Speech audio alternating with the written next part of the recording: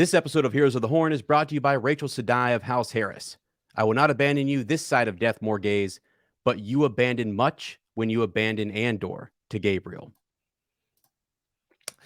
Welcome to Heroes of the Horn, a Wheel of Time podcast. I am Sir Matt. And I am Sir Ezra. Welcome to our Wheel of Time book club. The horn is sounded and we have answered the call. Today we are covering The Lord of Chaos, the prologue, and in our village council, we will be discussing your thoughts, your comments, your pigeons, and season 2 news.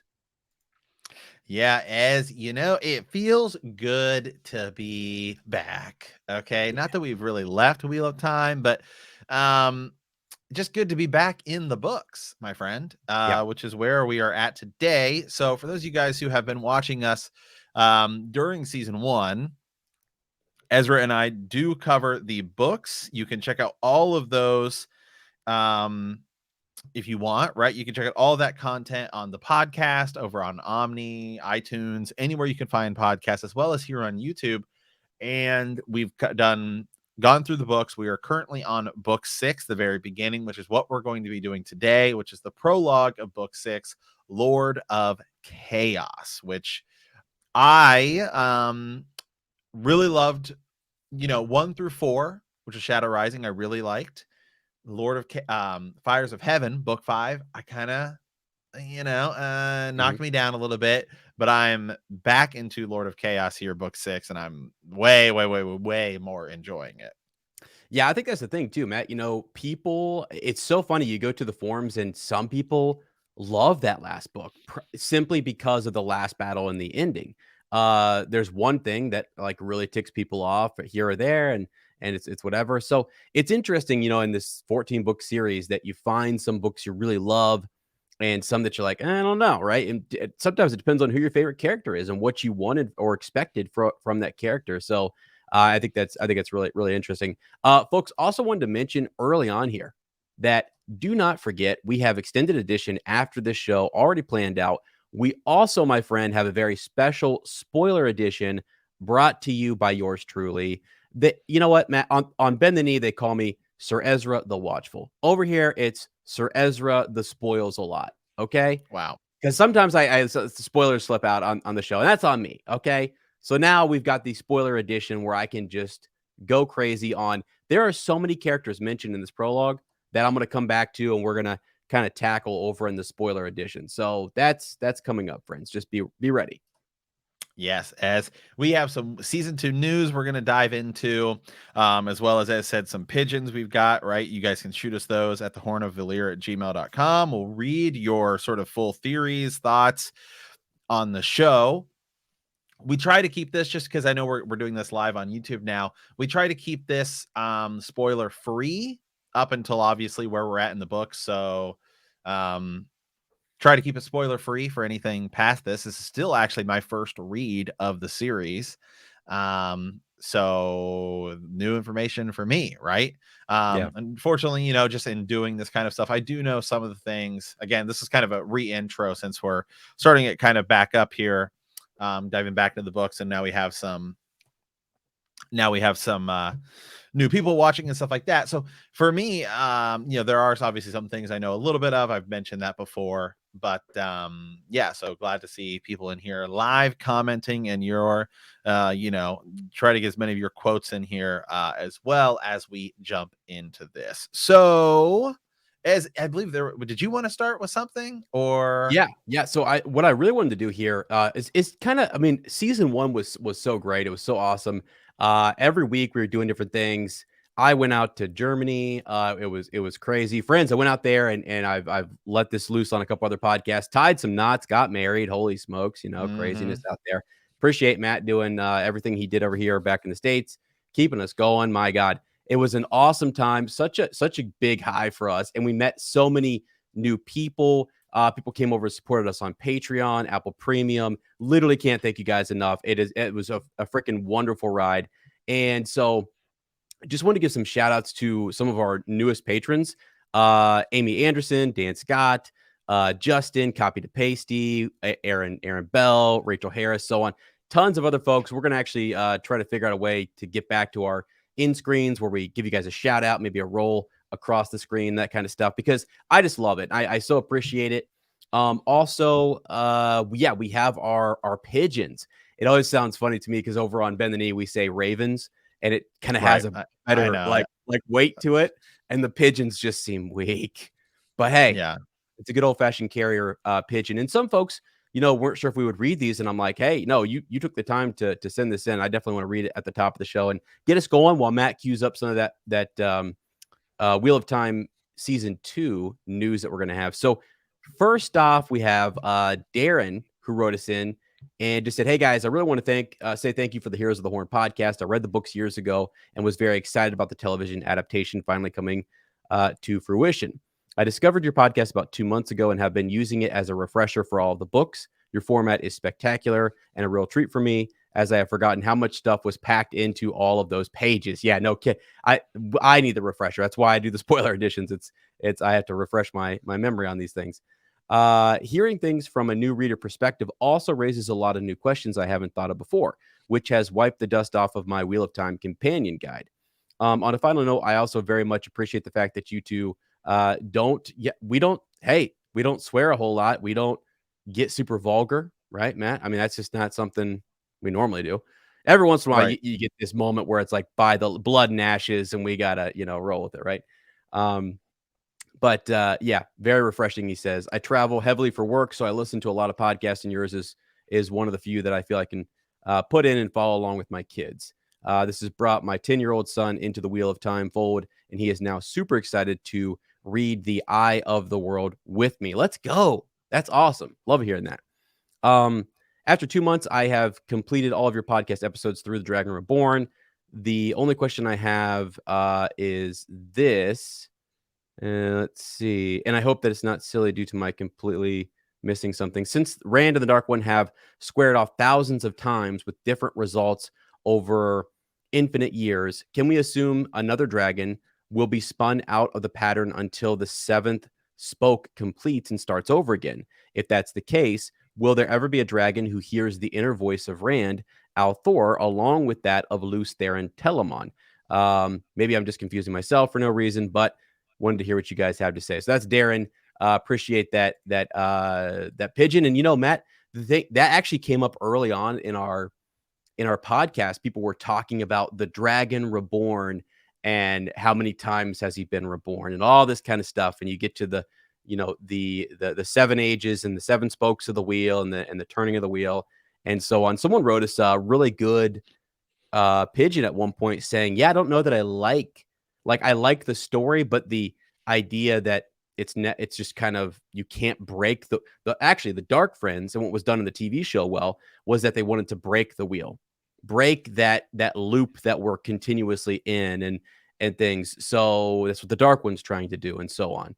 But that's why you have the dragon to combat him. So I kind of think, yeah, I think you could say it might be Rand, whoever the most recent reincarnation is, I think would be probably who you would hear. But yeah, maybe a mixture. I don't know. I think it's a good question. Is So there ever going to be need for a dragon in the future? I don't know. that's the thing. Yeah, there is always I'm sure, I know you'd have to go look it up, but I'm pretty sure, hasn't Brandon Sanderson been asked, like, is there any chance you could ever do more books that could take place in the future? Which I think if the of show is course it would. successful, it wouldn't surprise. The show has as much as a lot of us were not particularly fond of the final episode, the show was incredibly successful. I have the numbers here, actually. That's something we're going to dive into. Did you want to wait for any more pigeons for the end, or did you want to jump into the rest of these? We'll just roll through the pigeons and then we'll dive into all that stuff, because you're right. Okay. Yeah, I think the numbers are cool, and we'll get to that. So yeah, let me finish these out. We've got a couple more here. Rewatching. Hey guys, this is from Arja Brand from the Netherlands. Let's go. We have people all over the place, man. I think that's just fascinating. I seriously thank you guys for writing us in and telling us where you're from too. I think it's really cool. Hey guys, was rewatching episode 8 and saw a shield rapidly closing on Moraine. This probably means she's been stilled, but has been tied off, which might dissipate into season 2. Just wanted to point that out. Merry Christmas. So again, I'm going back through catching up on all of these. We actually did a standalone video. I think it's coming out here in a week or two, or maybe already came out. The video that is Moraine stilled or is she shielded? Great conversation. I love it. I kind of just did it to poke the bear a little bit because I think a lot of people agreed that she's shielded. But hey, I like to stir the pot, Sir Matt. I like to. Well, hey, when we get into later today, we're going to be talking about still, gentle, Oh my, yes, we and are. perhaps the differences of them. Yes. Yes, we are. Okay. Okay. Uh, Yeah, I can read this next one here from AJ if you're ready. absolutely. So, hello, my name is AJ, and I just started listening to the podcast this summer. I had intended to get caught up before the show premiered, but I got a bit sidetracked by life and only just listened to the Fires of Heaven Part 2. At the end of that episode, you were asking about New Spring. I don't know if you got any responses or read them in the few episodes I have left to catch up on, but regardless, I wanted to give you my 2 cents. Though the most through the most fortuitous circumstances, I happened to find New Spring at a Dollar Tree when I was 13. I was so excited that it was a prequel, which meant I didn't have to track down 7 other books to read it first, as was often the case with my Dollar Tree finds. So New Spring happened to be the very first Wheel of Time book I read. And honestly, I wouldn't have it any other way and suggest other first-time readers read it first. I know it's controversial, but I want my friends to experience this series the same way I did. I would hold so strongly to reading New Spring first in any reread of the series that I nearly didn't listen to the podcast because I couldn't imagine not reading New Spring first. 11 years later, New Spring is still my absolute favorite book of the series, with books 13 and 14 tied for second. Without spoiling it too much, I'll say this. New Spring gives us an entirely different look at Moraine, Siuan, and Lan, back when they were young and new to the world and mildly excited about the path they're on. I don't care much for Moraine in the main series, but in New Spring, I relate to her on so many levels, it isn't even funny.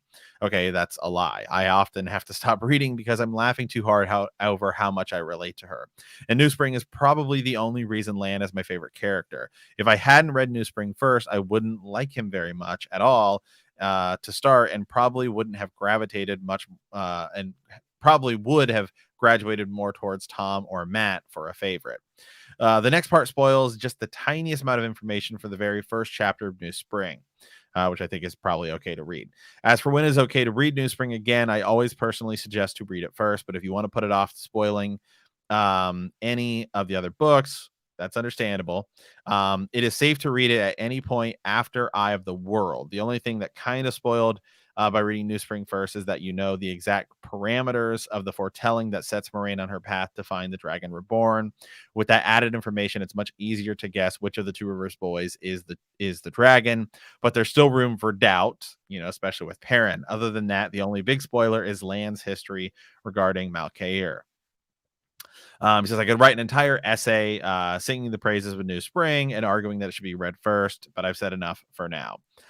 Just wanted to say, give you my 2 cents since you specifically asked about my favorite book. Whatever you guys decide to read it, I'll be more than happy to read along, even though part of the reason I'm not caught up yet is because I wanted to step back and wait. So hope this helps. Avia Jane Aes Sedai of the Brown Aja. Let's go. And this was a question we asked, and so I'm really happy to kind of hear that because I feel like yeah, we didn't. We chose not to do that, and to her point, I actually started off with Eye of the World, so that's kind of how I wanted Matt to experience it as well. So I didn't start with New Spring, so I thought, okay, yeah, let's have Matt start off the same way that I started off, and then I was also less familiar with it too, so.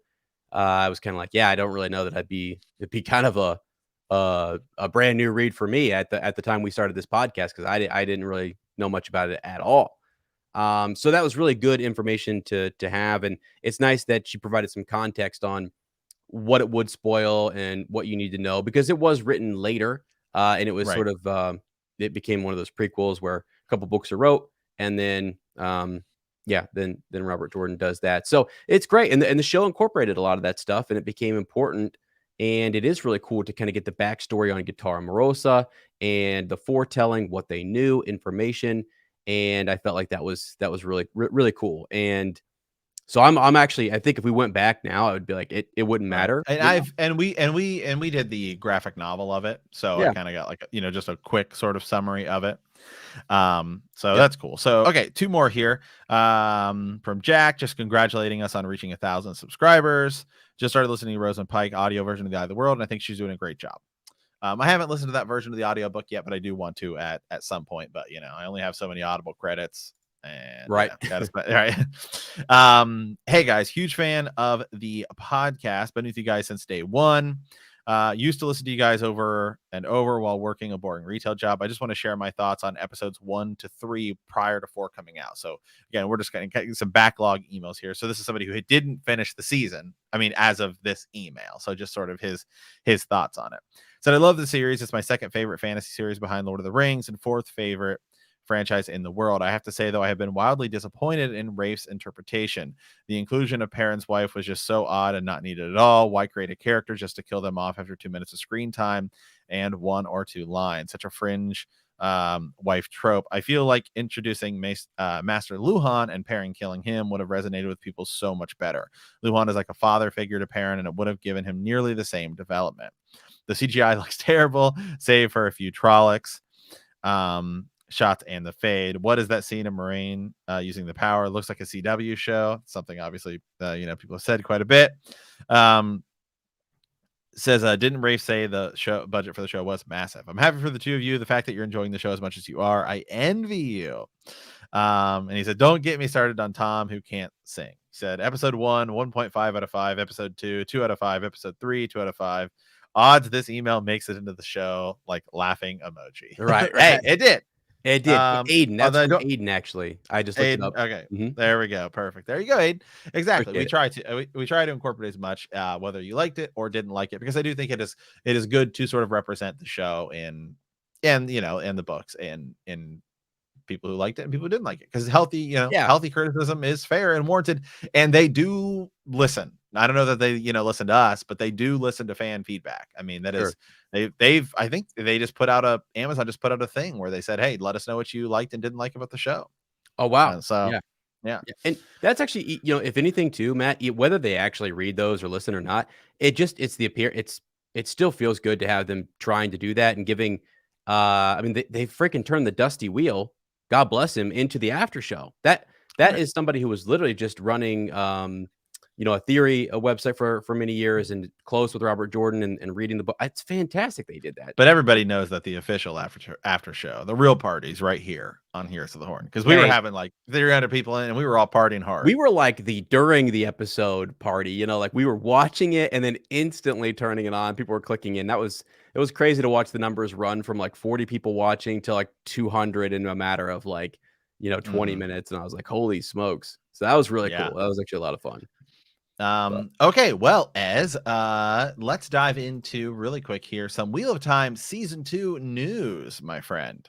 Mm-hmm. So Wheel of Time was the biggest new series in the United States last year. So Wheel of Time was the most demanded show at 43.2 times more in its first 30 days than the average in any US show, including shows like Netflix Arcane and Disney Plus's The Book of Boba Fett. So Wheel of Time was a very successful show for Amazon. So I mean, they've already greenlit it till season 3. So hopefully, again, looking at some of that fan criticism, I was actually pretty excited here and pretty shocked, actually, I should say.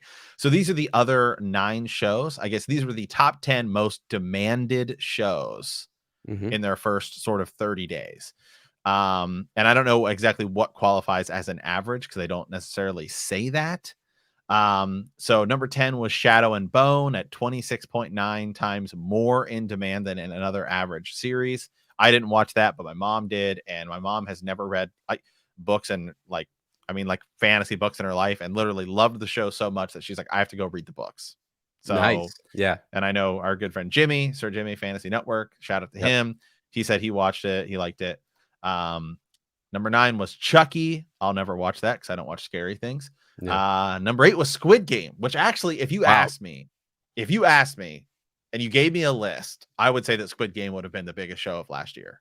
Yeah, me too. I would have thought that as well. Because it was massive when it kind of had that Tiger King stuff. I love Squid Game, man. I can't wait for season 2 of that. Yeah. That might be the most messed up thing I've ever seen in my life. Episode 1 blew me. That I was like, I told Lottie, I was like, I don't know if you can watch this. I don't know. Number 7 was Loki, which I liked. I think it was my second favorite of the Marvel stuff. Number 6 was Falcon Winter Soldier, which was my least favorite Yeah. of I didn't finish it. the Marvel stuff. Number 5 was WandaVision, which was my most favorite of the of the Marvel stuff. Number 4 was Hawkeye, which Okay. Hawkeye's it's like my middle one. Number 3 is Book of Boba Fett. Now again, to be fair, they are only counting, I Like guess, first it episode? would have to be the first episode. Yeah. Because I would say now the Book of Boba Fett is probably eclipsed those numbers. Yeah. And if you guys want more Book of Boba Fett coverage, come check out Az and I's Star Wars podcast, Hyperspace Hangout, where we're gearing up for that last episode. It's gonna be a lot of fun. Number 2, Arcane, which is a League of Legends show. And Wheel of Time. And so this was 42.7 more demanded than any other, than like an average show. And Wheel of Time just beat it at 43.2. So Wheel of Time was the number 1 most demanded streaming show last year. Wow.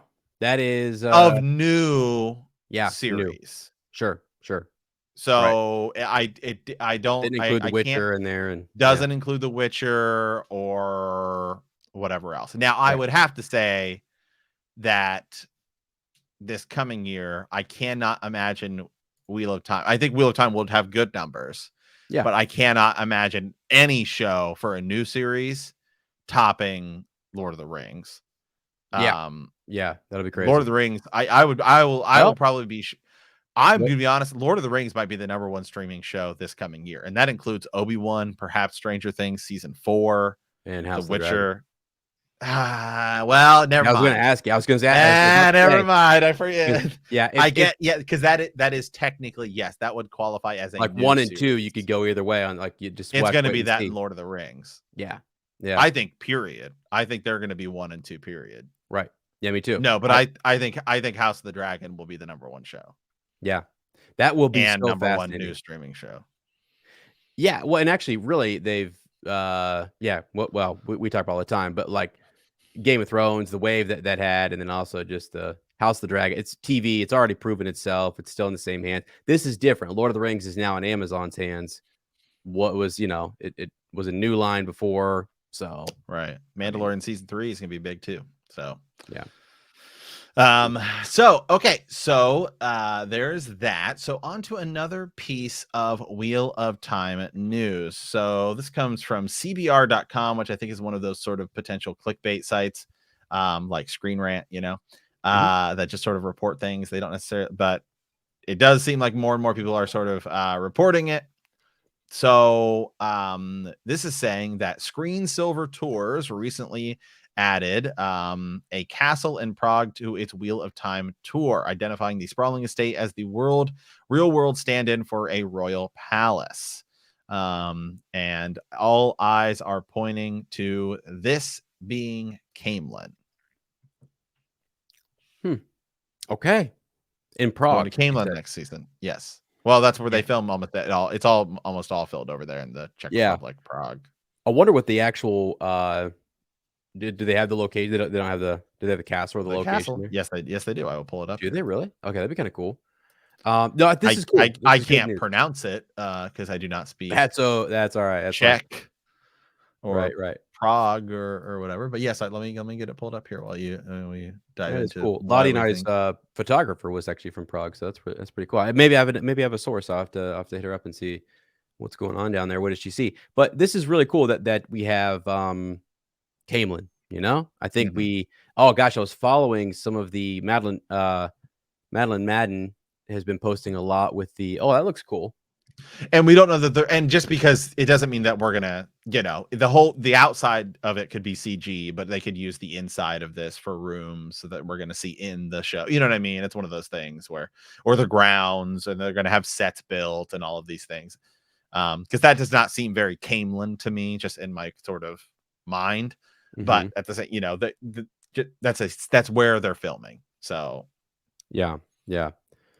No, that's cool. I like that a lot, and I think that's really, really neat. I was trying to pull up some of the actors here. They've been posting some images, and the girl that is cast as Elaine has been in all of them, which is really cool. So that's been neat to to see them kind of bonding. We even saw the new fellow who's cast as Matt has been there with them. So if you follow their social medias, uh, it's fantastic. So Madeline Yeah. underscore Madden is the actress that plays Gawyn, and she Right. actually posts quite a bit of their This room I could see. You get all this stuff out of there. You put a throne in there, and Yeah, that's cool.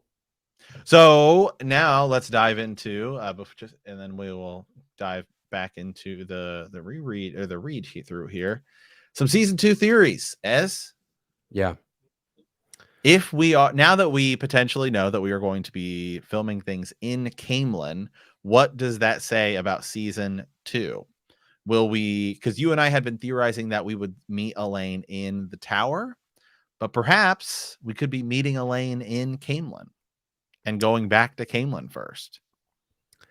Well, now this is interesting because see what in the Eye of the World, Rand meets Elaine there first. Okay. It's actually something people brought up. There was an issue in season 1.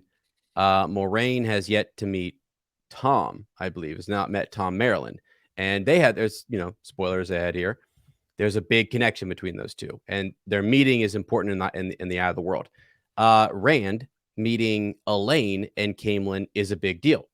He meets Gawyn. He meets Elida, who sees him and has a foretelling. So, and I don't, people had talked about Leandrin being the fill-in for Elida. I don't think Leandrin ever came across Rand either. Did she? Did she ever have some No, FaceTime with him? I don't think so. not in Eye of the World. Right. And it's what I even mean, like in the show. I don't think that Leandrin actress saw Rand or had any FaceTime with Rand, as far Not as that I we know. saw, but it certainly seemed. I think it's 'Cause possible. yeah, it may be because we have the yellow sister going and taking when Matt's getting healed, but it's kept a super big secret. And Right. you don't so the red Aja is told about Matt. Where I'm going with this is that because we're theorizing here, right? If you say to me that Leandrin's supposed to be the fill-in for Elida, well, the whole point there is that Leandrin or Elida, whoever it would be, has a foretelling. Like they see Rand and they actually stimulates a foretelling.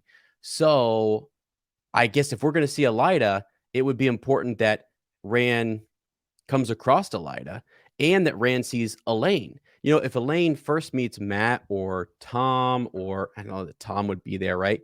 So that's going to be rough because Tom has a crazy history with Camelin and Morgase. But like, how is Elaine introduced to our main group? The way it's done in like, I guess she could show up at she could show up at the tower with the girls and they could be getting trained.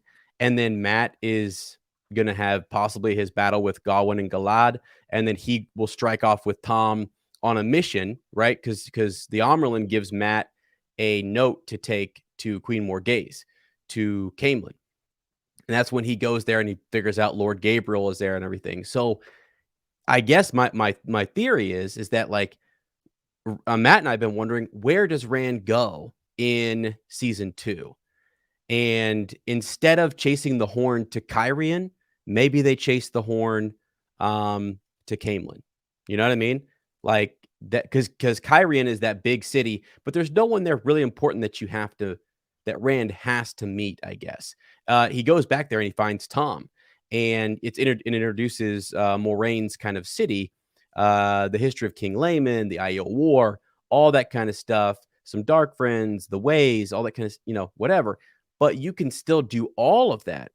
Like you could have, Matt, you could have Podon Fane go to Camelin. There is still a way gate there, just like there is in Caterine, Yes. and he can go to wherever it is that he's going to go. If they want to go to Tolman Head, to Falma, they could do that, But so that's, I guess, what I'm thinking. I think Camelin will replace Caterine, I guess, is my big thought or theory prediction.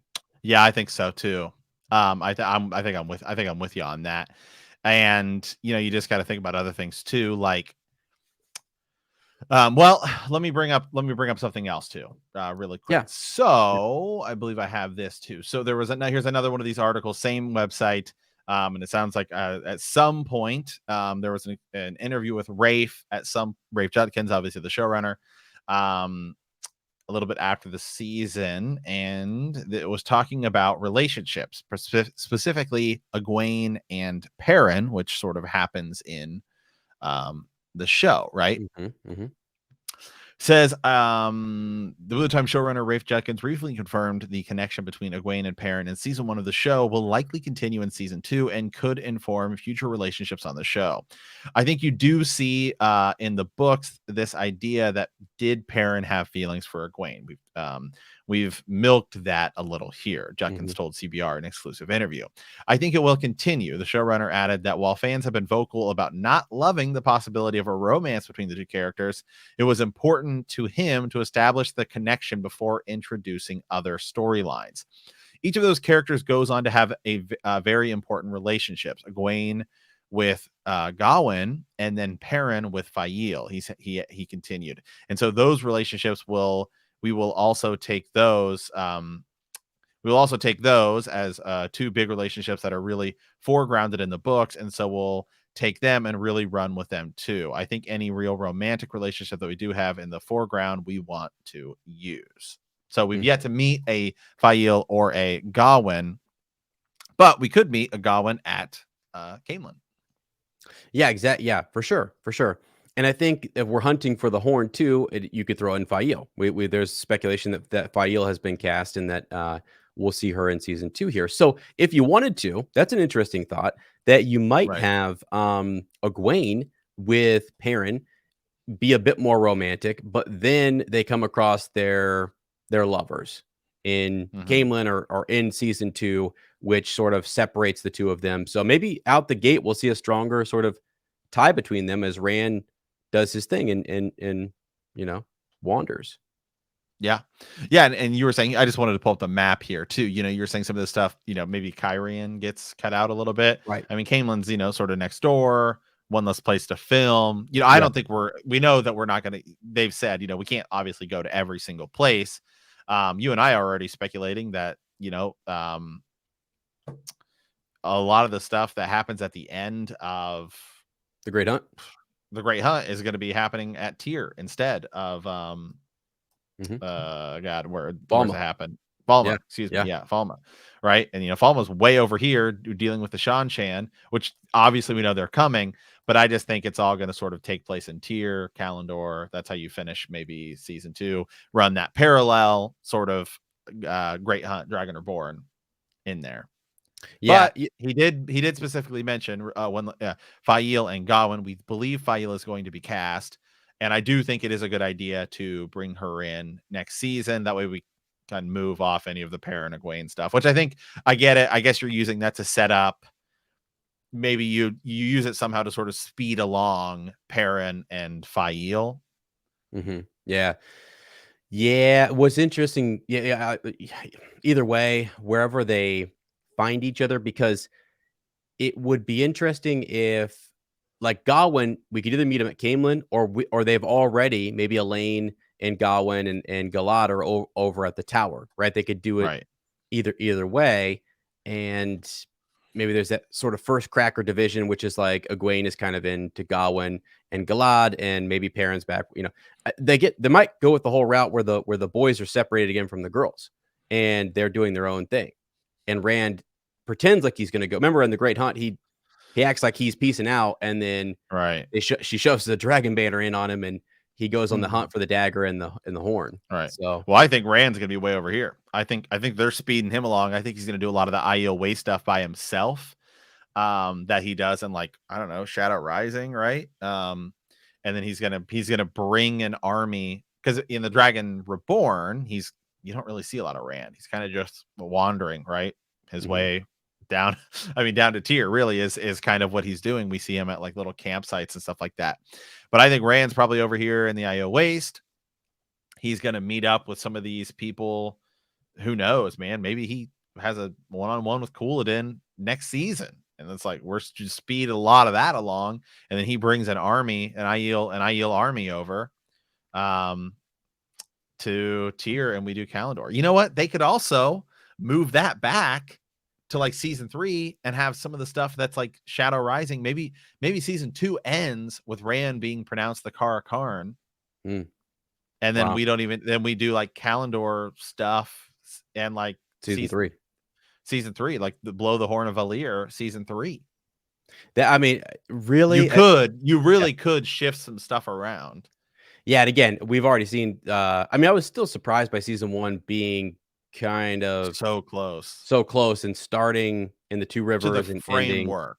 Yeah. I mean, obviously they moved. There's a lot of inner story stuff, but the framework is Start sort and of finish is was. start and finish is Eye of the World. Yeah, because if you tell me right now they're gonna start and finish, like, the Great Hunt, like, start off chasing this thing to Cairhien, well, that it sounds like Caemlyn is the location, and Cairhien's not been mentioned, so how do you get the events to match, I guess, without Cairhien? Well, all that stuff has to take place in Caemlyn, which would mean, maybe Rand doesn't go to the waste. Here's my problem with Elaine being, cast, and like, Elaine is either at Caemlyn, we're gonna see her there at first, or we're gonna see her in the White Tower. But Right. when will Rand meet Elaine? That's, I think, the big Right. question is, does he meet her at the tower? Does he meet her at Caemlyn? Does he meet her at Falma? Does he meet her at Tyr? You know what I mean? Like, it's kind of a crazy thing because he has to meet her at some. Well, another character is Matt. Is Matt we saw at the White Tower, CGI, however, had green screen him in, whatever they did there, Yeah. whether Barney Harris filmed it and they reused footage, whatever they did there. Is Matt going to wake up at the White Tower and wreck Gawyn and Galad like he does in the books? Right, And which then would mean. by that mean that Elaine's already there. We could Right. go back to Caemlyn. Yeah, for sure. Because that's why, I mentioned that, like, Matt's whole arc actually takes him to Caemlyn with, Tom. Yeah, and, like, they're going to deliver a message and all that kinda stuff, but that's book 3.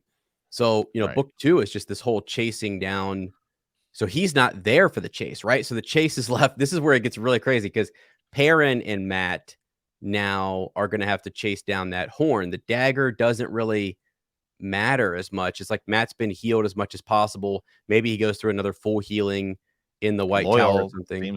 Loyal seems like they Somebody could heal they Loyal. Jesus. Get him off the ground. They I can't believe they they put him might on the ground. I they swear to might God. they might change the nature of the dagger. I'm almost starting to believe they already did change the nature of the dagger to be you using it. There's a darkness attached to the user of it, not so much a darkness attached to kill, like attacking someone with it. Sure. So maybe Yeah. you could change it to like it's supposed to make you more powerful, but doesn't make the dagger itself Yeah. less or more powerful. Yeah, that'd be interesting. That would be, yeah, because That would be one way to explain Loyal getting attacked by it. right, right. Because yeah, you already have, like I think it's interesting also to speculate, like, where's Pot on Fane going? All these can be things we'll probably pull out later and do special little fuller detailed things. Because Pot on Fane, he has the horn. Like, is he going to take it back to the Two Rivers, and that leads Perrin there to the Two Rivers, and you kind of blend his whole going back there and fighting him? I mean, or is it like Right.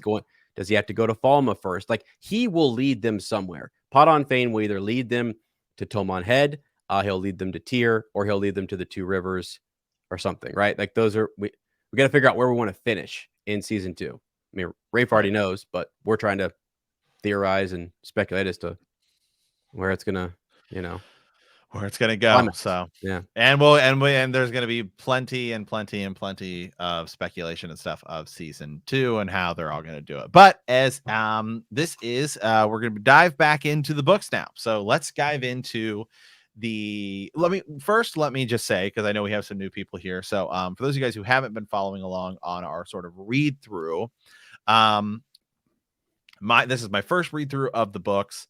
As I've said, Eye of the World for me was great.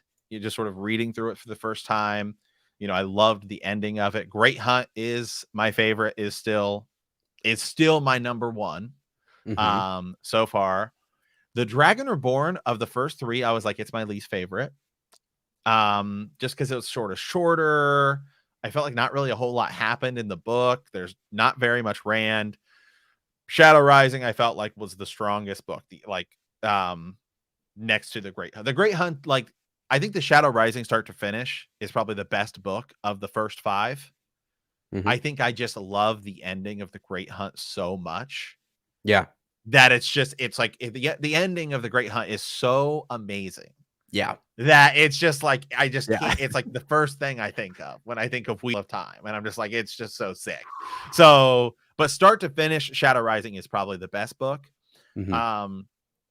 You know, Perrin telling the White Cloaks off, and you know that the scene there where he's, you know, he fights Slayer right in the in the dream world, I thought was super cool. And then Rand and Couladin, like, you know, the Karakarn and all of this stuff. And it seems like, okay, these two are going to fight. Right. And then in Lords of Chaos, man, or Fires of Heaven starts off and it's like, I'm so pumped about Perrin. It's the first time I felt like I was really enjoying Perrin. Where I was like, I'm so like stoked. Perrin just told these like White Cloaks off. We're going to like, things are about to get real serious. Perrin's not even in the book.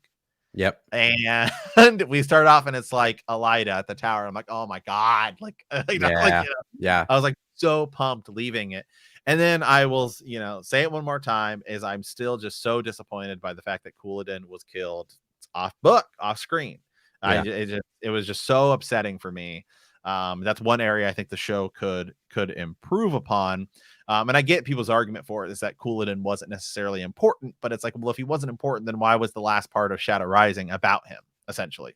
And I still feel like you could have just done it in a cool way where Matt shows up and you get to at least just see Matt like step in and be like, yeah, you're not fighting Rand, you're fighting me.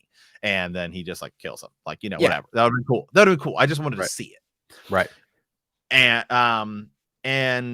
then, you know, the stuff with Moraine at the end, our good buddy Jimmy, right, Fantasy Network, did say to us he sort of felt like it felt kind of shoehorned in, a little rushed there at the end. With it's like Lanfear kind of comes out of nowhere, and then Moraine RKOs are out of nowhere, essentially, right?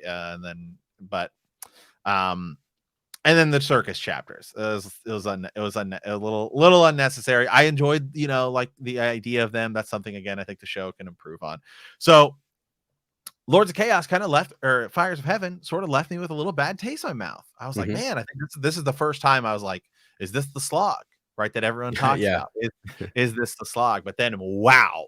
As soon as I fire up Lord of Chaos, man, I keep getting mixed up. As soon as I fire up Lord of Chaos, boom, back in the saddle.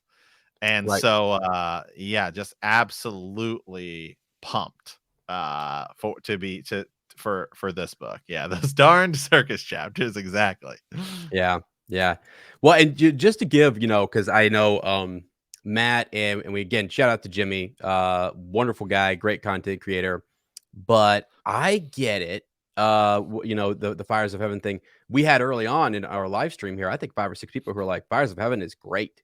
And so just to validate people who do think it, is awesome. I'm with, to me, the way that the Great Hunt ends, that epic scene, the battle in Teleron Riyadh in the dream world is pretty high up there in terms of Ravine, you know, when he's Ravine and he's just like going for him, you know. So that I actually sometimes forget Moraine does what she does there. I'm like, oh yeah, we kind of whatever. But if you're a Moraine, if you're really locked in on Moraine's story, then it does it. I can see how it kind of gets you like, what's going on? I mean, yeah, you know? And I think that's the thing too, is it all sort of depends on, because I have felt like, with the exception of Nynaeve, and all I've ever been told is that once you get to a certain point, Nynaeve becomes awesome. And I will say in the show, I'm, you know, when Nynaeve is with Lan, which I think is one of the best things they've done, and it's kind of the same way I feel about her in the books, is that when she's with Lan and she's sort of not as uptight, I guess is, you know, the word, then I enjoy her more. And so, you know, I'm sure that at some point I will. But I would say up to this point, my least favorite character is hands down Nynaeve. And so I think it's just sort of which characters do you enjoy? Which characters do you not? You know, everyone talks about how they hate Faile, but I'm just like, I don't know, maybe I'm not there yet. And I'm just sort of, you're not. Exactly. And so I don't dislike Faile. I'm like, okay, whatever. I mean, she's, you know, she's fine. See, that's a great comparison, Matt. Like the Faile versus Nynaeve. So Nynaeve, for some people, starts off kind of low and then gets really high. Whereas Faile, I feel like starts off kind of like very intriguing, very interesting, and then hits a low point for a hot second. And then people are And like, some people just whoa. don't. Some people don't forgive it, They don't or come back from it. Yeah. And they it's don't like, come back. Yeah, and I think and so I think that. I think all of the, I mean, the Fires of Heaven is not a bad book by any stretch of the means. I mean, I it's just think not one it's that you just, were locked in no, on. it Did wasn't you? one that I wasn't as into. But again, I think the thing with the Wheel of Time books, at least in my experience so far, is you're going to like certain books more, maybe not so much based upon the plot, but based upon a certain character's arc, because you're more dialed in to specific characters than others. Yeah. And so I think that's why everyone's going to like this book more than this. And that's one of the best things about it, is that the characters are also intriguing, and everyone's going to connect with different characters for different reasons. And Right. and then you will like, obviously, this book more because it's more focused, or you like this person's arc specifically in this book as opposed, Yeah. as opposed to others. Like, I really love Tom. I Yeah. really love Matt. Right. So that, Right. again, for me, it's like Great Hunt's like, it's the ending of Great Hunt is like so Right. amazing because it's pretty Matt heavy, right? It's like a big Matt has a massive moment at Mhm. the end of Yeah. of the Great Hunt, and so it's such a great. That's why I'm so drawn to that. And then I love Rand, right? So Right. that's why I wasn't as big into the Dragon Reborn, because I was like, Rand's barely even in this. Yeah, and actually something in this book that you'll notice. So I like Min a lot. I'm a big fan of Min, especially in the book. I know we had some. So the Min I saw, I'm waiting to see more on Min in the show.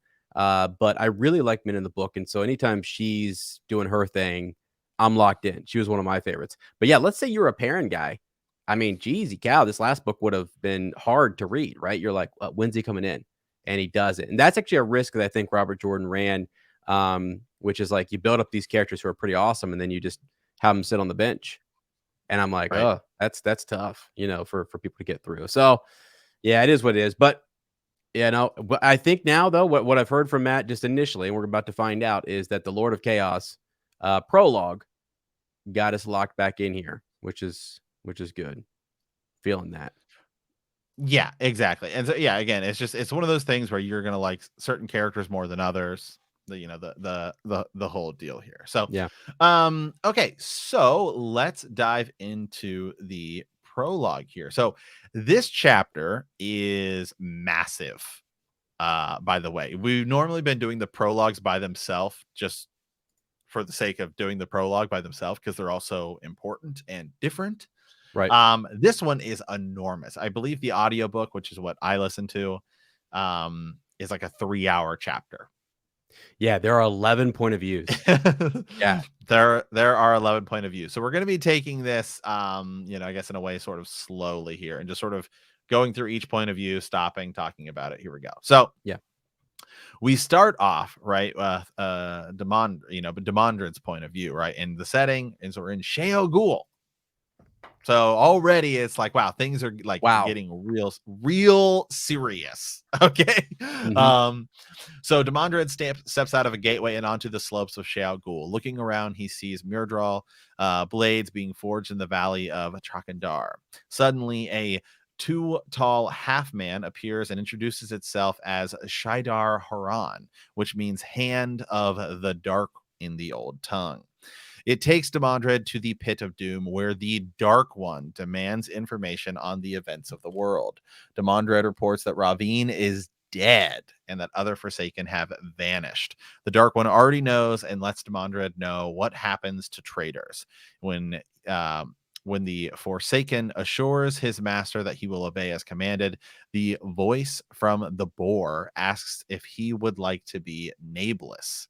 Then it gives him a message that causes tears of joy to run down his face. And he specifically names Lanfear as being gone. Yeah. Yeah, for sure. So this is let me read just a couple things here just to get us started. I won't read from every point of view, but just a few here. So yeah, he steps out, as you said, on Sheo Ghul here. Lightning streaked up at the clouds. This whole thing, slow thunder rolled, you know what I mean? And it's described so well. He released the one power immediately, and he's walking in. He's talking about that. He's describing the place. and he comes across, here it is. You said that the swords of the Murdral were being forged. There was water of a sort, an inky rivulet oozing down the rocky slope beside a gray roofed forge. Hammers rang inside with every ring. White light flared in the cramped windows. A ragged woman crouched in hopeless heap against the forge's rough stone wall, clutching a babe in her arms, and a spindly girl buried her face in the woman's skirt. Prisoners prisoners from a raid down into the borderlands, but no doubt. But so few. The Murdral must be gnashing their teeth. Their blades failed after a time and had to be replaced, no matter that raids into the borderland had been curtailed. So, like, the way it's pretty, graphic, but the way they, use people to kind of create their blades is terrible. It's scary, right? And you're like, oh my God, this is dark. This is a darker start to this, and you can feel it. You can really feel the Dark One's presence here, and it's a scarier scene. I think it's going to be, again, it's one of those reasons why this is the beginning of this. Children are sobbing, the hammers are ringing, they're captured here. It's awful, and I feel like this is one of those reasons why the Wheel of Time, when this starts, when we get to a scene like this, we said it's going to be graphic, it's going to be darker, it's going to season 1, I felt like wasn't crazy in terms of like, well, I don't know, that Maiden of the Spear, or the Rand's Right. mom scene was pretty wild, but still, we're going to see some darker tones, I guess. That's what I'm trying to say. Yeah. No, and it's cool because we've heard about the Dark One this entire time, and now we're finally seeing, the Dark One and speaking to the Dark One, not an agent of the Dark One, right? The Dark One. There he is. Yes. So Matt, This isn't the Dark One. This is Demondred, but yes. Yeah. And so here we have, we actually get some of the words coming back to Demondred. And one of the things when he's asked, would you be nameless? Would you be first, among the others? He says, I wish only to serve you, great Lord, however I may, nameless. Then listen and serve. Hear who will die and who will live. I mean, huh? He told him what? And so very, very interesting. There's also, let me see if I can find it here, a character that is important. I want to find his description. The Murdral that shows up, Shadar Haran, right? It's very, the way this Murdral interacts with Demondred is very different from how other Murdral interact with him. So we know there's something special about this Murdral in particular. And Shadar Haran is a big deal, and we'll track him kind of throughout the series and talk about him. But he's not any normal Murdral or Fade, if you will. So yeah. By the way, I will say, one of the things I did like about the show was the way they portrayed the Fades in the Murdral. Yeah. I thought it was a very cool look. And I thought, let me see, just trying to get it pulled up here. I do think it ended up here. Here you go. Just a quick look. I think it looks close to what a lot of the fan pictures and everything has been. They look menacing. They look weird. I was particular. That was one thing I thought was cool. Way better. They look way better than the Trollocs to me. Yeah, they did a great job on the Murdral. I think they knew they had to really got to get that right. You can improve on the Trollocs, but yeah. Yeah. Okay, so now let's shift. So now we shift gears and we're with Nynaeve, right? So Nynaeve studies Leanne and Siuan through the Adam with Moghedin's power. Siuan complains about the time that Nynaeve is wasting by trying to heal Stilling. Both women have more important matters to see when Nynaeve mentions that she feels something torn or cut within the women. Moghedin lets it slip that Stilling was called severing in the Age of Legends. Nynaeve hands Siuan the Adam bracelet to try on, and she confirms that she can feel Moghedin's emotions, but is not able to channel through her. It is the same for Leanne. Suddenly, Elaine storms into the room, scaring everyone half out of their wits, and tells the other women that Shiriam's council is sending an embassy to Camelin, but Elaine is not allowed to join them. She does not believe that her mother is dead, but Siuan brings up events that Morgase would not have let happen if she were still alive. Elaine says that it is her right to go to Camelin to secure the throne, but the Aes Sedai and Saidar will not let the daughter heir go near the Dragon Reborn until they know how far they can trust him, especially since they have heard of his amnesty, right? Rand intends to gather men who can channel and, says you can no longer still them. That was, something that happened in the last one. Basically, hey, you leave those men alone, right? Yes, he Big does. deal. Big deal. Big deal. And that actually really sets off the Tarvalin witches. Okay. Yeah, We'll call them what that's they what I are. call them. Oh, so Right. I'm just kidding. Yeah. So Suan and Leanne know something about the embassy and tells the girls the little they know. 9 sisters and Min are going. Then the 2 women leave because they can no longer put off their work. Both Nynaeve and Elaine have gained a lot of credit due to questioning Moghedien and coming up with information from the Age of Legends. They also learn about Dark Friend's plots from her and make the news seem to come as reports from Suan and Leanne's agents. Yeah. So this is really interesting. I mean, Moghedien, whoever, is teaching them. They're learning through her. They have her collared, if you will, and they're able to force her to teach them various things. And they're learning some stuff now. Swan and Leanne are in on this. Nynaeve is starting to grow curious as to what it means to be stilled. It's described here as something's being has been torn or has been cut away, and so she's kind of probing, trying to figure that out. And yeah, they are also some dark friend plots are revealed, and they are passing those over to Suan and Leanne, and who they're basically saying, "Hey, we're still relevant because we have a network of eyes and ears that we can give to Shiriam and her council in Salidar." So yeah, that's interesting. And just just so folks remember, the White Tower has split, and this is the Rebel Aes Sedai. This is Shiriam and her group, and that's kind of where we're at right now. And yeah, this whole bit about like Elaine wants to go back. I mean, the rumor is Morgase has been killed, Right. and that's why Rand went there. That's why he Yeah. calls out Ravine and everything, and he's trying to feels like he's failed, and he feels like he's hurt Elaine, like Elaine's not going to forgive him for this. So Right. I can't say not his fault, but I know, well, you know, Rand, they're forsaken, man. I know. But okay, so we shift to Elaine's point of view. Outside of the room, Elaine wants waves to Birgette. Well, I think it's Birgetta now is the way they did Is that how they pronounce it said in it? the show. Did it? Well, Yeah, I feel like everybody pronounces it differently, but in the show, I feel like it was Birgetta, right? Or Brigida, yeah. who is trying to play with Jarl and Sev, 2 boys who have come with them from Samara. Moghedien says that they are acting as apathetic as they were when she picked them up as part of her disguise.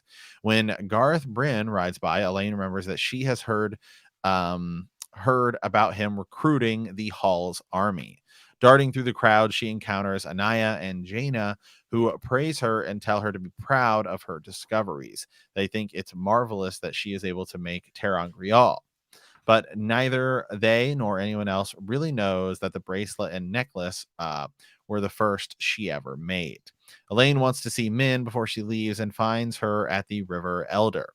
They talk about Suan wanting Min to spy on Rand, and both confess their love for him. Although neither of them wants to give him up, they also do not want to risk their friendship and lose one another. Well, I read an article where Robert Jordan talked about this, and he had like 2 girls who didn't wanna not be friends, but they both liked him, and so they said, "Let's share him." I mean, that's literally kinda where this I'm serious, like, it's Right. at the end of Audible. He talks about there's an interview out there too, and it's just crazy.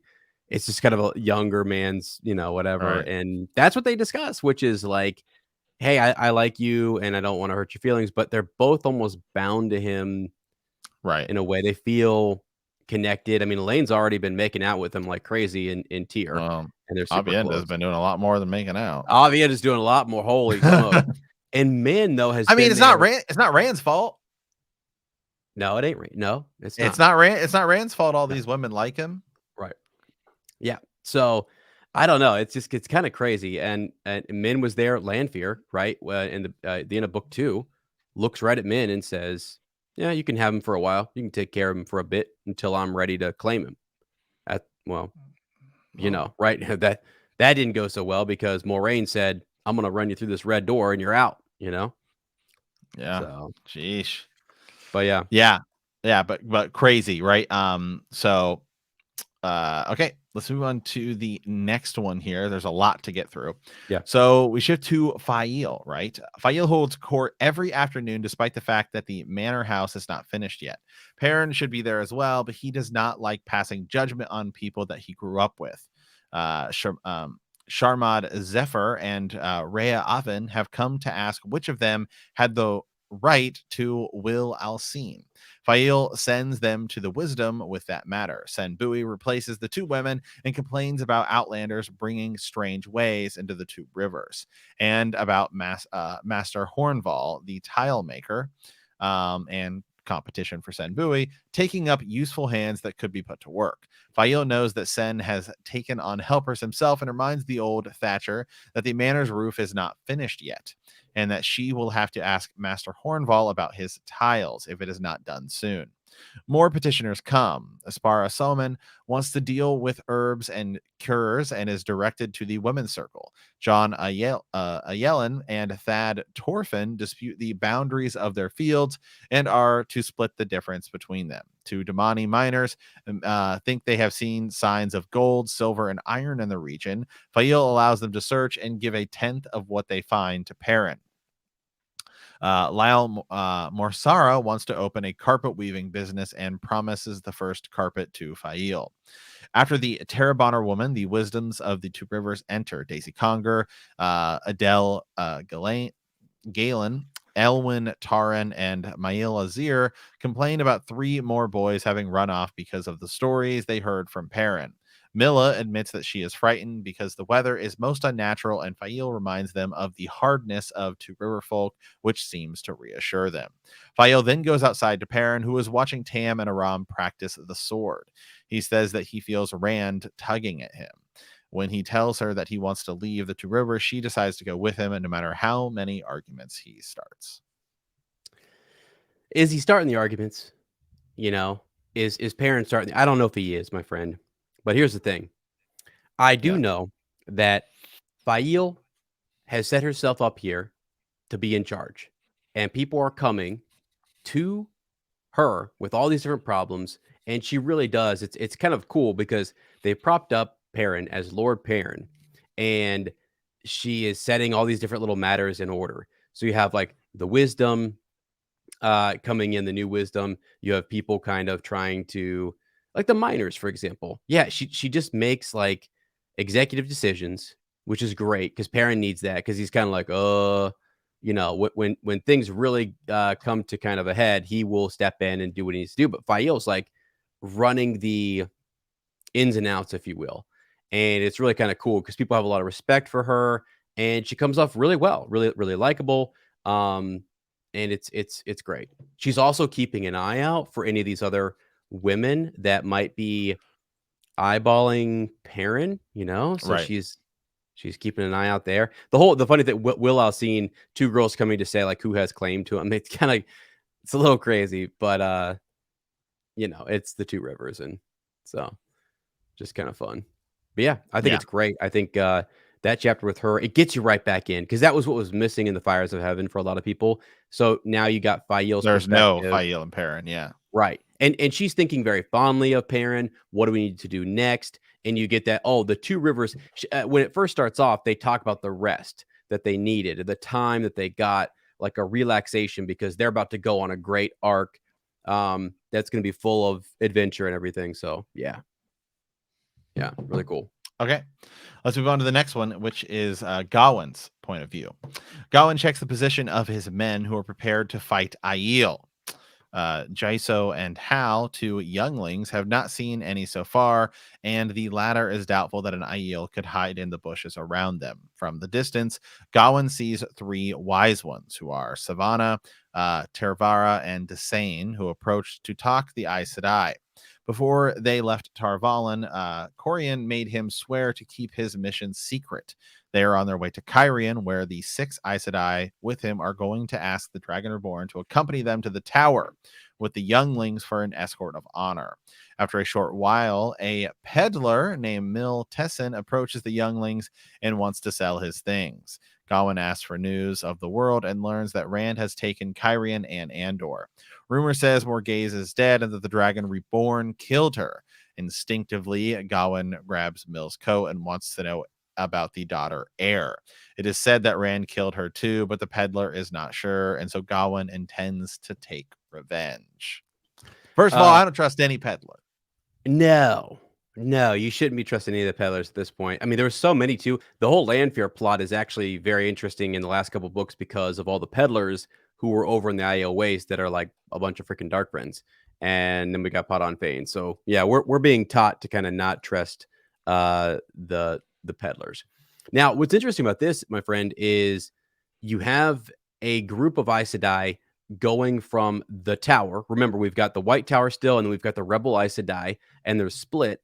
So we have a group going to Cairhien. So the White Tower is sending their group to Cairhien, which is where it was reported that Rand was at. And Gawyn is a part of the younglings. He's going there, and it is known. All right. The Rebel Aes Sedai, we just learned two point of view, not this point of view, but the last one. We learned that Elaine is not going. Min is going to Caemlyn.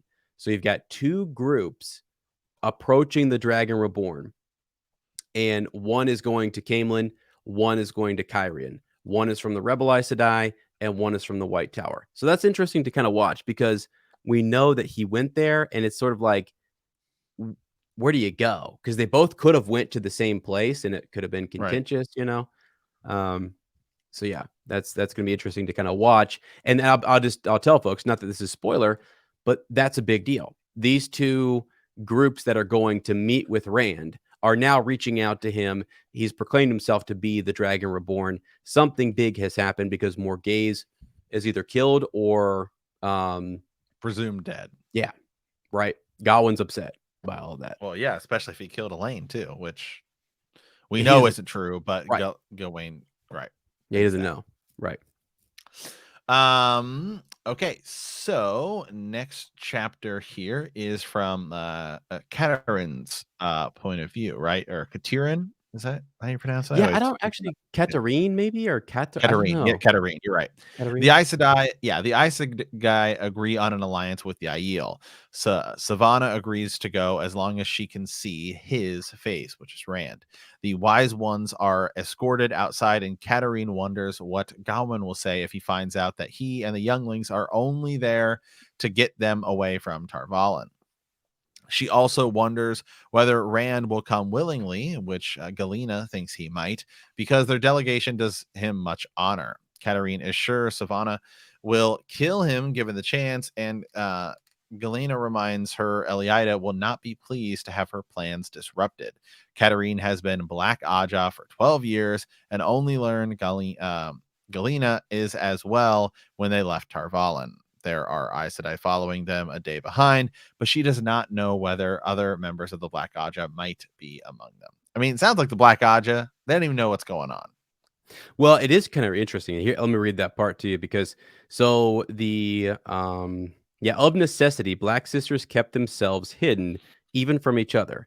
Their rare gatherings were held with faces covered, voices disguised, and then, as you said before, Galena, Katerina had only known two that she would recognize from the Black Aja.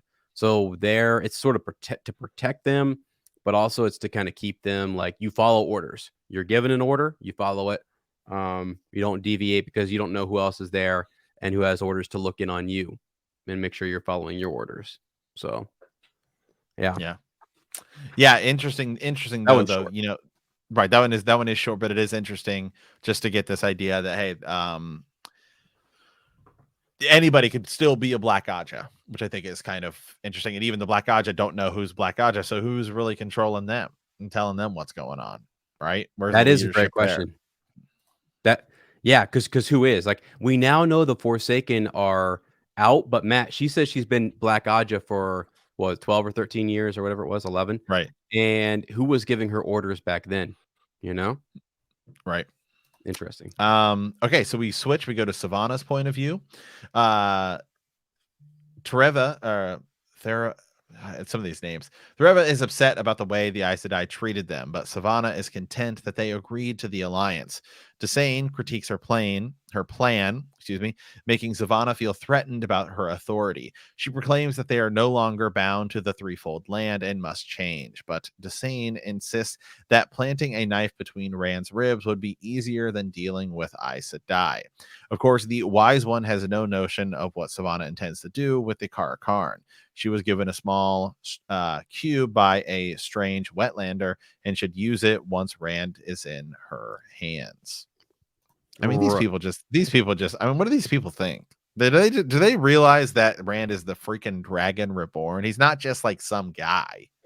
Right.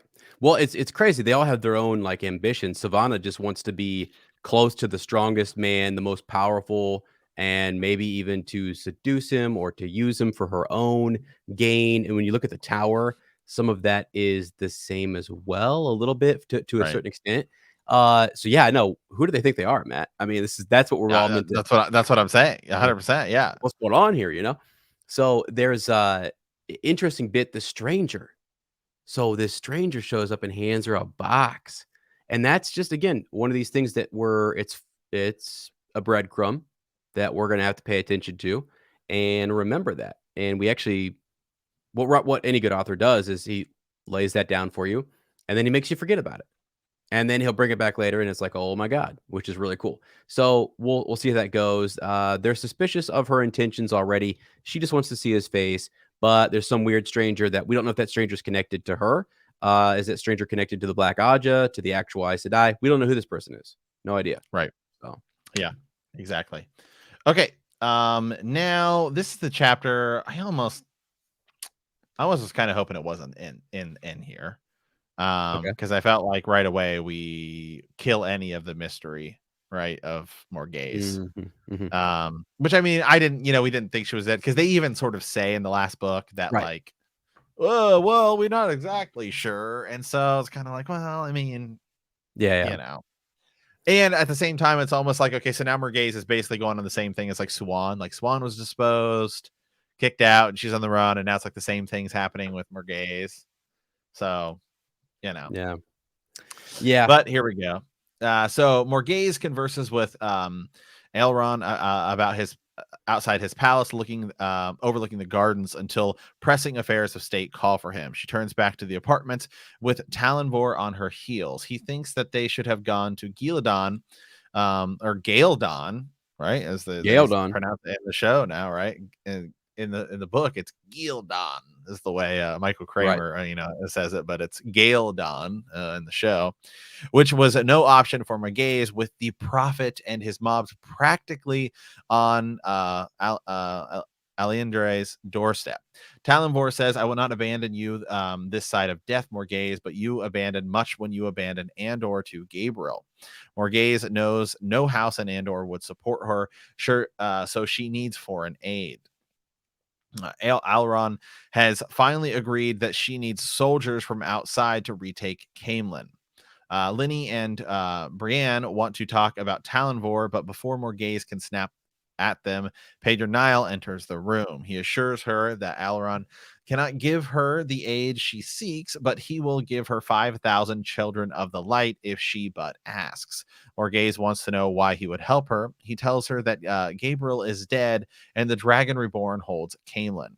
Niall is sure that the Aes Sedai do the channeling for Rand and that he is no more than a puppet of the White Tower. Morgase says that she needs some time to think and that Niall will return in a day or two. When Pedro Niall leaves, Talonvor, Basil Gill, and Lamgwin dart in and tell her there were 30 men with the Lord Captain Commander. Talonvor says he was afraid for her, and Morgase snaps at him, so he leaves.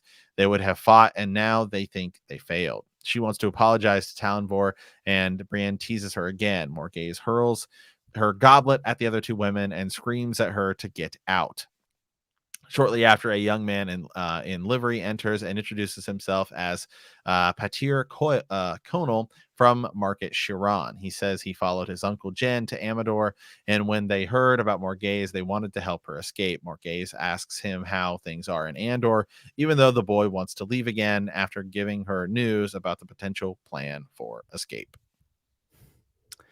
You're right. So kind of a big drop that we are with Pedra and Niall. And Morgase is still alive. Still alive. And the White Cloaks. And we're there. If you recall in Camelin at one point, that was very important whether you were wearing red or white. Did you support the queen? Were you a good queen's man? Or were you in favor of White Cloak intervention? Did you trust the tower? All that kind of stuff. So those were some of the politics and some of the rumblings that were going on during Morgase's time in book 1 of Eye of the World. And now it's ludicrous to think that she's going to get a group of White Cloaks to storm back into Camelin and take it back over. So she's checking on the state of things there. Talonvor, it's mentioned numerous times. Good looking. He's much younger. Leany is like, making these comments, but yeah, there's a whole list of like Leany quotes and sayings. Like Leany sayings are kind of a big deal on Twitter of Time, and I think it's fun to see people quote Leany. She's like old Nan, in a Game of Thrones. So I just want to get my right here. Boom. Just Queen Morgase, right? Yeah. Who's not been cast yet, right? At least not that we know of. Not that we know of, right? Yeah. Yeah. But I would have to imagine we obviously would see Morgase. Mm-hmm. Okay. Pedro Niall's point of view, right? So Yep. Pedro Niall arrives at the Fortress of Light. What he told Morgase was his own interpretation of events that he believes. Balwer lets him know that there are papers that await his signature, and Carden who awaits his presence in the audience chamber. Niall asks what Carden thinks he was called for, to which the Lord Inquisitor replies that he is to take care of the Aes Sedai in Saidar. Still, he is going to be sent to Altara. Niall thinks he could bind the nations together under his leadership to depose Rand. He sent emissaries to every land to point out the danger of a false dragon and planted other rumors. But the rabid lion, as he calls Rand, turned into a giant that moved like lightning. Now Niall tells Carden that Altara and Morande are about to be tormented by a plague of dragon sworn. Right, all that unrest. Remember when we were with the Prophet, Masema, and Galad was getting the ship, right? I think, yeah. Yes. I got to be careful because I'm like a couple books ahead, so I'm like trying to not Don't go spoil. like, Don't go spoiling stuff. Yeah. So that's some of the stuff that's being referenced there a little bit. The Dragon Sworn and the uprisings and the trouble. So yeah, Pedro Niall is his motives are to. The reason he's kind of against Morgase, not against her, but like has been sort of is their alliance with the White Tower and the Tarvalin witches and their advisors and so on. So in Amadisia, they've kind of got control of the king there, and they're in it's a seat of power for them. So this would be cool for them to move into Camelin and help her retake that. But at the same time, he's really just keeping her there in his back pocket for a while until he decides what to do. Right. So, okay. Just two more here. So Mesaana's point of view, right? Mesaana is building an inverted tower of ivory dominoes, and she is proud of it because she did not use the power once. Cimaraj is with her in the room doing needlework. Mesaana feels uncomfortable around the women, although she matches her in strength. Both are waiting for Demondred. It has been 17 days since he went to Shao Ghul, and now only informs them of a message. In that time, Mesaana has been to Shao Ghul herself, but the Dark One did not answer. Demondred then appears and tells them to wait until they are all there. Shortly after him, Grendel joins them, but Samael is busy in Ilion. They talk about Angrial, and Mesaana informs the others that the White Tower now has wards around its strongholds. They want to know about Demondred's message and whether it says they are going to kill Rand. Demondred quotes that the Dark One's exact words were, "Let the Lord of Chaos rule." Then he tells them everything, and Mesaana thinks it might work with luck.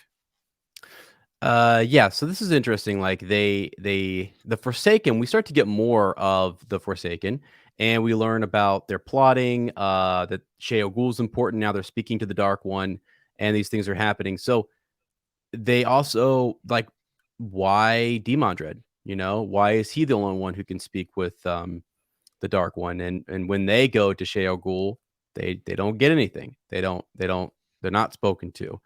They weren't called there. So it's interesting how the politics, or I guess the ladder to Nablus, the up and down nature, it kind of keeps the Forsaken. It's like a it keeps them fighting among themselves, which sometimes helps Rand. You know, there's Mhm. almost too much chaos, but yet it is very well. They do work together out of fear, and I don't know what this person knows, and what is Samael doing. Ravine was just killed, and a lot of different things. So, yeah, um, it's cool to now get more about the Forsaken, because I feel like we were a little bit lost, you know, before, like with Landfill, you don't get enough and you get so few. It's like so fragmented that you have to go back and do a refresher, which is why the spoiler edition, I'm going to be focused mainly on the Forsaken that were mentioned here, and kind of talk you through where we've been with them, and then also where we're going with them just in this book and a few books ahead, to help us kind of remember, and for veteran readers to think about, because it's really cool. And I honestly lose track. There's some 13 of them, and the stuff that's about to happen here in the next point of view is very interesting. Let me Yeah. yeah. It's kind of interesting too, by the way. It's like these Forsaken have been around forever. Like we're talking generation after generation after generation after generation, and the Dark One still can't win. Mhm. But it sounds like he kind of sucks. Wow. I mean, Wow. I'm just gonna go. I'm gonna go ahead and say it. Right. And at one point I can tell you something pretty cool about one of the Forsaken, and that very thing you just said. You know, that very thing about like, hmm, how, or even at the pigeon at the top of the show, which was sort of like, how many times does the wheel turn? How many times will this go on for? Right. Um, what are the odds of, you know, certain outcomes? So yeah, that's a Right. really good point. Okay. So finally, Osangar's point of view, right? Mhm. Osangar's, right? I guess. Osangar cannot stop himself from touching his face to make sure it is real. His face is younger than the one he had before, and ordinary, though he hates being ordinary. He was given the name Osangar before he woke up from his second sleep. The woman with him is Arengar. Both were names for dueling daggers after opening of the bore. When a Murdral appears, Arengar furiously complains about having been put into this body. The Murdral says it was the best that could be found in the Borderlands. When Osangar finds himself unable to channel, he thinks Arengar must have discovered the same. She launches herself at the Fade, it catches her by the throat, and lifts her a foot off the ground. It tells them they have not been severed, but will not channel unless allowed to, and introduces itself as Shaidar Haran. It says she will adapt, and soon it will be like she never had any other body. If she continues complaining, she will be given to the other Miradral for their sport. Uh, Osangar tells it to let Arengar down, but it replies that it only obeys the Dark One. When Arengar agrees to submit to the Dark One's will, it finally sets her down again. Osangar thinks that her body is a rich joke. Shaidar Haran says that they were dead and are alive now to serve the Great Lord a second time. Osangar assures it that he is grateful, and after a second, Arengar nods. Shaidar Haran says that only it and the Dark One know they live, and if they succeed, they will live forever and be raised above all others. So to me, I pretty much knew sort of immediately that that these are the two Forsaken that were killed at the Eye of the World, Okay. reborn. Reborn. Okay. Different faces. Yeah. And they're talking to Shadar Haran, and Right. they're at Sheol. Yes. And we just had I could be Demondred there. mistaken, but that's what it seems like to me. Right. I get you. That's a good thought. Yeah, because again, they're given a task. Yeah, it does just say for right now that they are reborn. And I think a lot of people too also came to the conclusion that they must be someone who Of was significance. killed, right? That we might so you immediately start speculating about who was in the book so far that has been destroyed and given a second sort of rebirth and is talking to the dark one and stuff. So and given the opportunity to live forever and be raised above all others. If you fail, but you will not fail, will you? The half man then smiled. It was like seeing death smile. So yeah, Yeah. There we go. I A lot to digest from this prologue. Yes, Morgase is in fact alive. People don't believe she is. Gawyn thinks that Rand is behind it all. A lot of people think Rand should be silenced. Elaine's not allowed to go to Caemlyn. Yep. And the Dark One is talking again. Seems like It seems like things are seems like there's rumblings at all levels. The Forsaken are having leadership issues. Two Forsaken, I believe, are reborn. Yeah, and you've got fractured tower. It is time for the Lord of Chaos to rule once again. Yeah. Not a good thing, right? I mean, it seems dark. It seems like this is going to be like Empire Strikes Back, sort of. Basically, 100%. Yeah. I mean, because we just killed Ravine, and one of the stronger of the Forsaken. Bale fired him right out of Caemlyn, took him out, and yeah. So Rand is, yeah, that'll be interesting too. Once we get into these next batch of chapters, we'll get back to Rand. We'll sort of figure out how he's feeling, what's going on with these groups that are headed to Caemlyn, what's happening with Mo Gideon and the training. What is it that Elaine and Nynaeve are learning? We learned that we knew that Elaine can create Tir'an Grial, which is super cool because now we have a talent that we can use to create something that non-channelers can use to do special things. So yes, big deal. Woo! Yeah, craziness all around. Right, but that's okay. That's just the prologue, and then we will dive back into it. And I think I don't know that we have our.